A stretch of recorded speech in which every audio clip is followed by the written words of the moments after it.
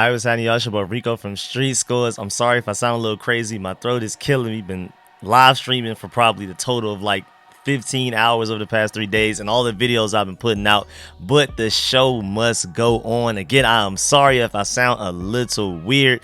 After I knock out this draft class, we still have one more pick to go. As of now that I'm recording this, we are on pick 221 and the Commanders pick 233. So I'll probably do that video as well as soon as the Jets took Zach Kuntz. Oh wow, I wanted him to tight end out of Old Dominion.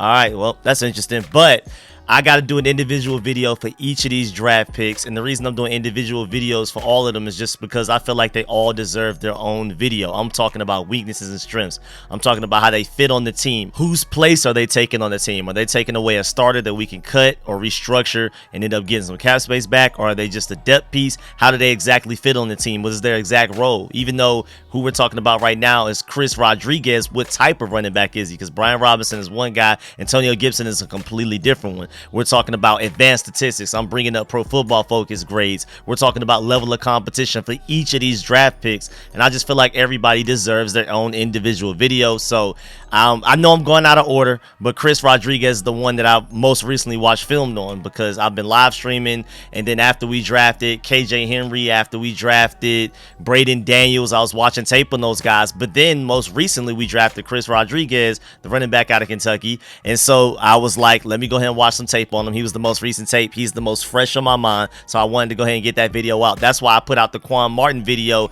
after the Ricky Stromberg video, because by the time I finished live streaming last night, which was like 12 a.m., and then I finally finished putting out those videos by like 4 a.m. I finally went to sleep by like 5, woke up at 11 for this live stream. It's been chaotic, but it's so fun. I would never have it any other way, but I do need to recover after this. I'm gonna put out all these videos, but either way, the Ricky Stromberg pick was the most recent after I ended my live stream. So I'm going out of order. I'm sorry. And eventually I will have an entire draft breakdown of all of the draft picks, like a grade. And we're going to go pick by pick as to why I gave every grade for each one. And again, go through fits and everything. But before then, I want to go ahead and do each individual video for each player. And also, I plan on doing a live stream tomorrow, but we'll talk about that. Before we dive into all that, make sure you subscribe to the channel. Hit the bell next to the subscription button so you get notification immediately and every time I release an informative and opinion video just like this one. Sorry for the long intro. I'm sorry that I have yet to get the time to be able to change the intro to this video that's coming up next.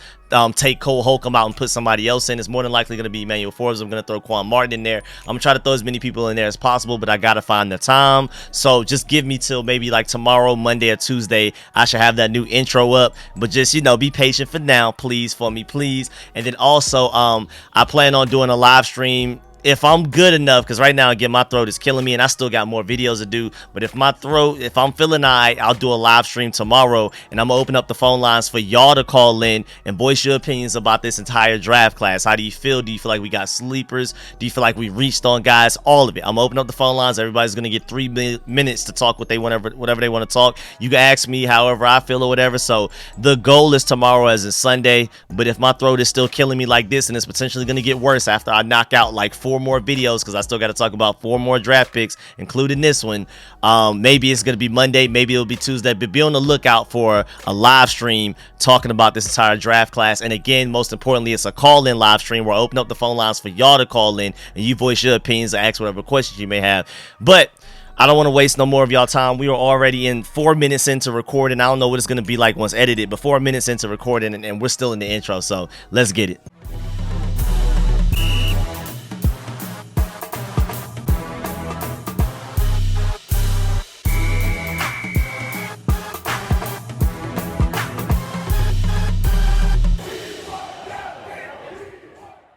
All right, so first of all, let's go ahead and get it out the way. This is baby Brian Robinson. We're going to talk about why and how later. We're going to take a look at athleticism. We're going to take a look at all his statistics and what he does, his weaknesses, his strengths, his play style, and everything. But the best way to put it is just go ahead and give it to you at the front of the video rather than trying to clickbait you all the way to the end. He is baby Brian Robinson. We're going to talk about why and how later. But first of all, I also want to talk about the fact that Rodriguez's mom passed away unexpectedly in January. Unexpectedly, that's big, following a battle with lupus. Said it's been tough, as one would imagine, as he wishes his biggest fan was here with them at this life-altering moment. He's celebrating the selection with roughly 50 friends and family, And it's so sad to see, man. It's very emotional for him, even just beyond getting picked. He said, quote, "I tell everybody my mom is my biggest motivation. It's hard. I'm not sharing this moment with her. I know she's looking down and she's proud of me. I'll continue to make her proud," unquote. And I just want to take the time to shout him out, man, because I could never imagine, especially as a mama's boy. I just couldn't even possibly imagine. And it was so recent. It was after he played his final game in college. It wasn't like this was years ago and he's had this chip on his shoulder since he's played in college. This has been since the draft process right before the combine. So, man, I really do feel for him. He's gonna run his heart out. I believe that for sure. But also, just to give like a quick little summary of who he is. He's a running back, 6 foot tall, 217 pounds, from Kentucky. He played in 46 games with 19 starts at the University of Kentucky from 2018 to 2022, recorded 3,644 rushing yards and 32 rushing touchdowns. Has the third most rushing yards in Wildcats history with 3,644, ranked second in Wildcats history with 32 rushing touchdowns. Recorded a school record 20 games with at least 100 rushing yards and earned third team All-SEC honors and was elected to one of the 17 captains in 2022. And of course, with him being a 6th round selection, it's really interesting. We got to talk about whether this was a reach or a steal or the right pick. We'll get to that later. But this is a guy that the Commanders met with informally at the Senior Bowl, and you know the Commanders love their Senior Bowl players. I mean, Montez Sweat, Terry McLaurin, Brian Robinson, Benjamin St. Juste, Chris Paul, just to name a few. There's even more than that we've drafted very recently. So Senior Bowl matters a lot to these guys, and most of the guys we drafted in this draft we brought in for top visits, but as we got into day 3, that kind of died off. But the first 3 picks were all brought in for visits, actually the first 4. So that's really interesting. Also, he was the highest graded SEC running back last year with a 90.8 grade according to Pro Football Focus. And there has to be something there. Of course, Pro Football Focus take their grades with a grain of salt, but he had to have been doing something right to be graded higher than Jahmyr Gibbs, who's a dominant running back, who I feel like was arguably one of the 15 most talented players in the draft. Where he got taken, you can argue maybe it was a little bit of a reach because of the positional value, but Jahmyr Gibbs is that guy. So I'm not downplaying him at all. But the fact that Chris Rodriguez, we got him in the 6th round, and he was the highest graded SEC running back, the hardest conference to run in, is very interesting, especially if you're Kentucky. It's not like he played for Georgia or Alabama, whose offensive line is almost always better than the defensive line he's going against. He's still going against the best defensive lines in football, but he's not playing behind the best offensive lines in football. So that's even a bigger accomplishment, the fact that he was able to do that in the SEC while not being like Arkansas or being South Carolina or Florida, Georgia, Alabama, Tennessee. You know what I'm saying? He did it for Kentucky, and Kentucky's talented. They are an SEC team, but they're not one of the best blocking SEC teams for sure. So again, he had a 90.8 rushing grade. He had 5.2 yards per carry and 672 yards per catch in 2022. Those are all very impressive numbers. Shouts out to Ralph Bacciano. He said Chris Rodriguez is a solid between the tackles runner. He missed 4 games last year on a suspension due to a DUI and some NCAA eligibility issues. Still ran for 904 yards in 8 games, had 1,378 yards and 10 touchdowns in 2021. We are lucky to be able to get this guy when we got him. Like, literally, if it weren't for the DUI and some NCAA eligibility issues, he would have easily have eclipsed 1,000 yards. He probably would have reached 1,400. Literally, that DUI saved him to allow us to get him where we got him. He should have been a 3rd or 4th round pick, literally. Now, I'm going to go ahead and say it now. The only reason I don't love this pick is because I didn't necessarily feel like we needed another Brian Robinson clone type of guy.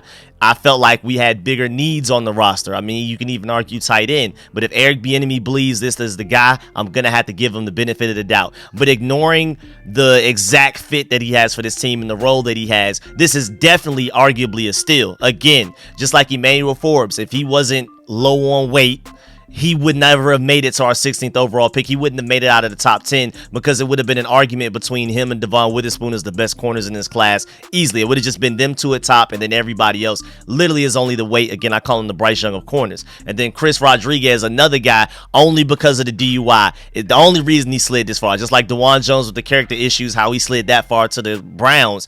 Same thing with Chris Rodriguez. He could have easily have gone in the 3rd round, easily 3rd or 4th round. Where we got him is remarkable, and it's only because of that DUI charge. So we're technically lucky, and I'm pretty sure Rivera and the guys did their research, and they feel like it's nothing to really worry about.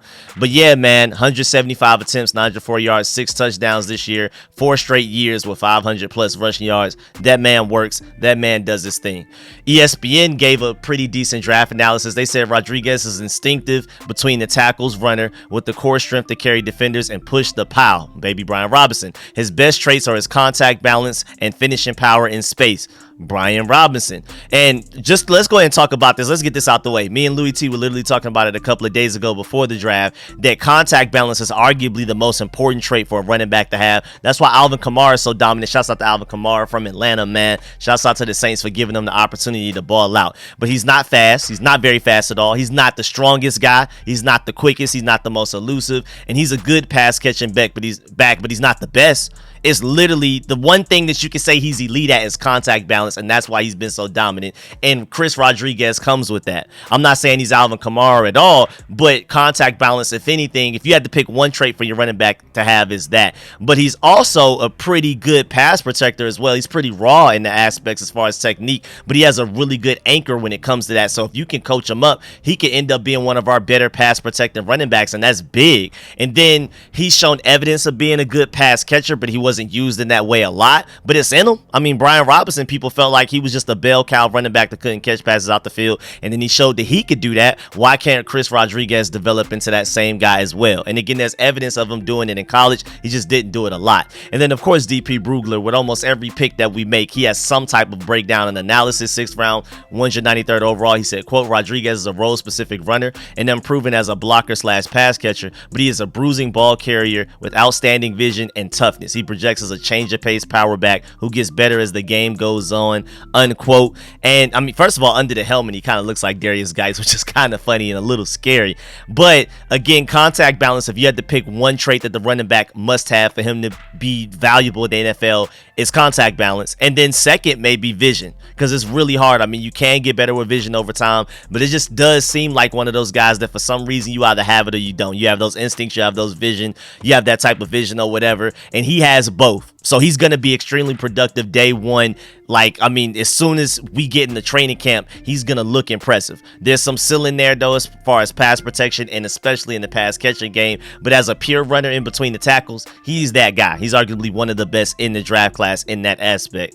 And again, I mean, the yards per game are serious. He was second in yards per game in the SEC, man. This guy is ridiculous if he really wanted to be. 1,378 rushing yards in the SEC. I mean, that's ridiculous, bro. Everything that he did in the SEC, I keep wanting to emphasize the fact that it was in the SEC and he didn't have one of those SEC offensive lines like everybody else has, like I can admit Georgia and Alabama have. Also, him and Antonio Gibson are from the same city, which is really interesting. And then, of course, with him coming out of Kentucky this year, Jamin Davis coming out a couple of years ago, he went against Jamin Davis in practice quite a bit. But most importantly, he's from the same city as Antonio Gibson. And when we first took him, I was like, I mean, he's a great player, but do I love the pick? I'm not sure. Then I realized he was from McDonough, Georgia, which is like Metro Atlanta, just like Antonio Gibson. And I was like, oh, wait a minute, this is the best pick of the draft. I mean, of course I'm trolling, but you know I root heavy for my Atlanta guys and even my Georgia Bulldogs, so it is what it is. But I just think it's really cool because he even talked about it. They went to different high schools, but he said, quote, I looked up to him. When I was a freshman, we played them. He was the guy on the team and the guy I followed. I watched everything he does, if he knows it or not. So this is a guy that looks up to Antonio Gibson, has been watching his every step since going to Memphis, since coming to the Commanders, and I'm pretty sure he's ecstatic to have him and to end up being on the same team as the guy. And I'm pretty sure Antonio Gibson is as well, man, because another guy from a random town right outside of Atlanta like McDonough is really random, and I'm pretty sure they have some way to relate right there, man. That's a really good pickup, even just for that.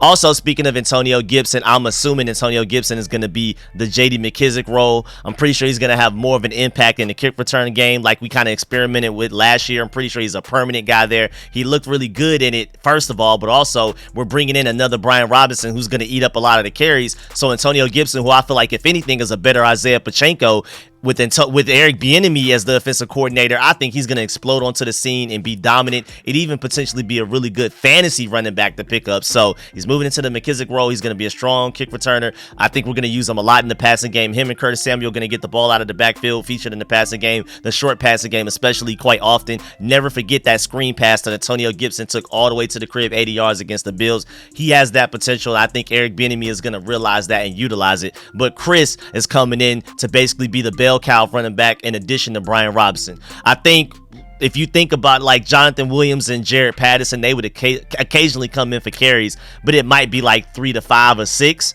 I think Brian Robinson is going to get like 20, maybe 20 something. Chris is probably going to come in and get like 15, and then Antonio Gibson is going to get some here and there, but he's going to be more so featured in the passing game than the running game. Don't be surprised if Antonio Gibson is getting more receiving targets than carries, just to let you know. Just go ahead and warn you, especially after this pick.